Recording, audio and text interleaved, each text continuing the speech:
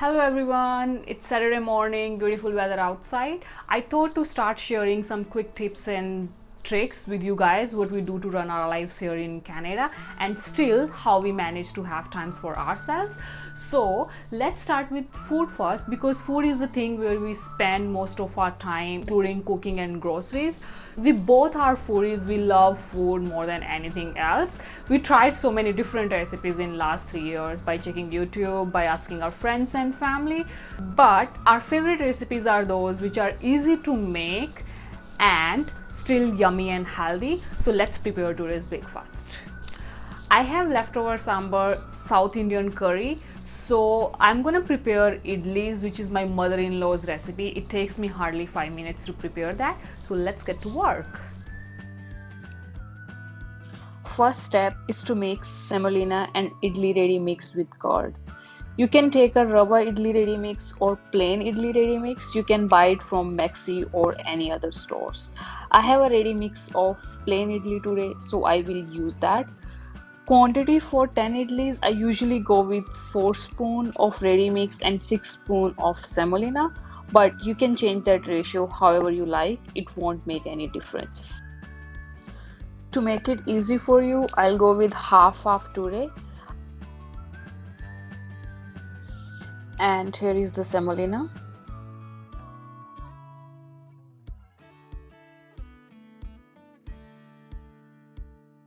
I usually count it by spoon to have a quantity idea. 1 spoon is equal to 1 idli. I'll add 1 more spoon of semolina to increase the quantity. And then mix it with curd. It shouldn't be too loose of a batter. I added all the curd, so it is little bit loose, but we will set consistency later because this mix will get thick in 5 to 10 minutes. So mix it properly and then leave it for 5 to 10 minutes. That will help your idlis to be softer. In the meanwhile, I'll prepare my idli maker. I have this microwave idli maker, but you can use a steam idli cooker. It's the same thing. I'll put both idli makers link in the description if you want to check. After 10 minutes, my batter is pretty thick, so I would add a little bit water to set the consistency. Again, it should not be too thin or too thick. Mix it properly.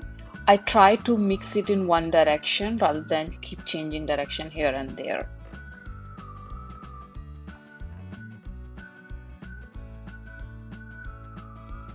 This kind of consistency is fine.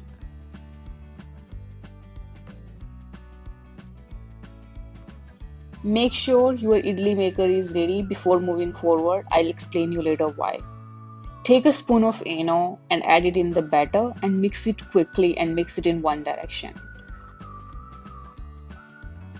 Don't wait, start putting batter immediately in the plates.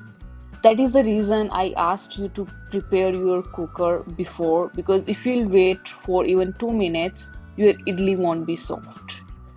Put 1 spoon per plate because if you'll add more, it can overflow.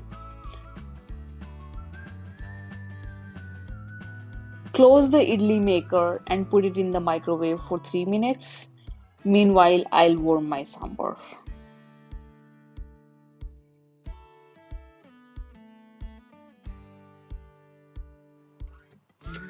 After 3 minutes, take out your idli maker. It is really hot, so be careful.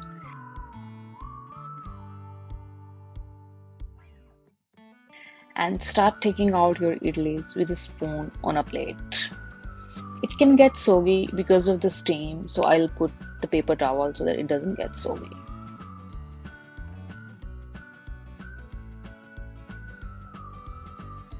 Check out the final product. It looks delicious, completely soft.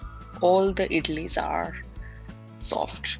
You can eat it with coconut and other chutneys as well. Also, you can make tomato idli fry. I have a photo from the past, but I'll make it some other day and will share with you guys. I hope you like the recipe. If you want to try this recipe, I will add link to all the ingredients in the description. You can check that. I'll be coming up with more ideas soon. So see you until next time.